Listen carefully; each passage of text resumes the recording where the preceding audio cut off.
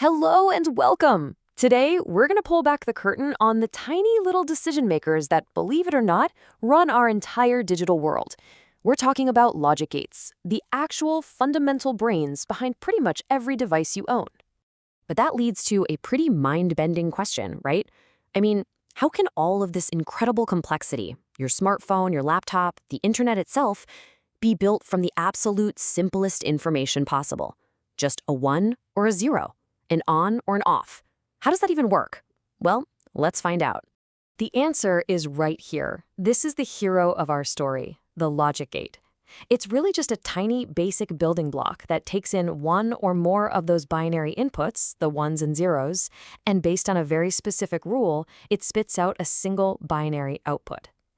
Inside your phone right now, literally trillions of these things are working together to make all this magic happen. Okay, so to really understand how these gates work, we're going to start with the 3 most fundamental types. Think of these as the absolute foundation for everything that follows. All right, let's dive into our first rule, the AND gate. The best way to think about it is like a high-security door with 2 separate locks. To get that door open, which is our high output, or a 1, you need to turn key A and key B. If you only have one of the keys or none at all, that door is staying shut. It's a real all-or-nothing deal. And this is how engineers actually visualize that logic. It's called a truth table. Just look at the output column. Why? You see how a 1 only appears that one time? That's when input A and input B are both 1. Every other combo, you get a 0. Simple, strict, and super powerful. So let's move on to our next gate and see how this all builds up. Meet the OR gate. Now this one is way more relaxed than the AND gate. Imagine a room with 2 light switches for one light. You can flip switch A, or you can flip switch B, or heck, even both at the same time, and that light's going to turn on. All it needs is at least one on signal to do its thing. And the truth table really proves it. Look here, the output is 1 if A is on, if B is on, or if both are on. The only possible way to get a 0 is if everything is totally off.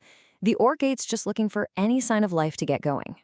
Our third basic gate is the simplest one of all, the NOT gate. People usually call it the inverter, and that's because, well, that's exactly what it does. It takes one single input and just flips it. A 1 goes in, a 0 comes out. A 0 goes in, a 1 comes out.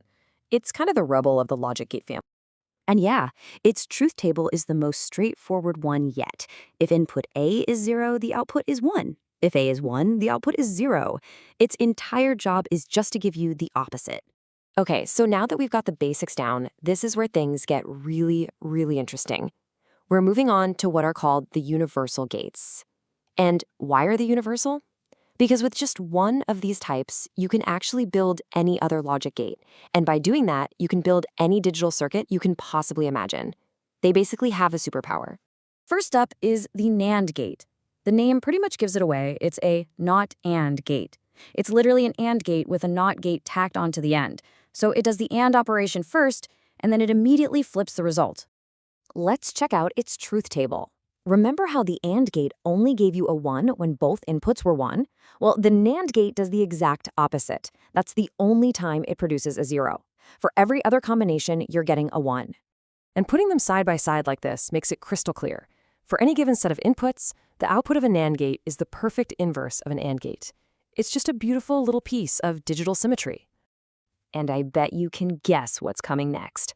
If we've got a not and, you know there's got to be a not or, and that's the NOR gate. It's our second universal gate, and it follows the exact same logic. It's just an OR gate whose result gets immediately flipped by a NOT gate. So its truth table is, you guessed it, the mirror image of the OR gate. It only gives you a 1 when both inputs are 0. If there's a 1 anywhere on the input side, the output is always 0. And again, this side-by-side just shows that relationship perfectly. The NOR gate's output is the complete opposite of the OR gate's output. It's this inverted logic that gives these universal gates the power to build, well, anything. All right, finally, let's look at our last category, the specialist gates. You can think of these as highly specific tools, designed to do very particular jobs, like checking if 2 things are the same or doing math. So here we've got 2 gates that are basically 2 sides of the same coin. The XOR, or exclusive OR gate, gives a high output only when its inputs are different from each other. Its partner, the XNOR or exclusive NOR, does the opposite. It gives a high output only when the inputs are exactly the same. These are absolutely crucial for things like digital comparison and addition. So we've seen all the individual rules, but how in the world do we get from these super simple gates to the complex gadgets we hold in our hands? Let's connect those dots. This slide right here is a fantastic summary of everything we've just talked about. You can see all 7 gates, their technical expressions, and that one simple condition that makes each of them give you a 1. From the super strict all or nothing AND gate to the difference detector XOR, these 7 fundamental rules are the complete instruction manual for our entire digital world. And why does this matter? Because millions, and now even billions, of these gates are packed together to create the core components of our technology. The processor in your computer, the RAM that holds its memory, the circuits that do math, they're all just huge, intricate combinations of these simple logical rules. They're literally everywhere. Which really just leaves us with a final thought.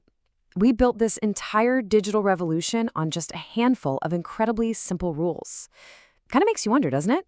What other new, simple rules are still out there, just waiting to be discovered, that will build the world of tomorrow?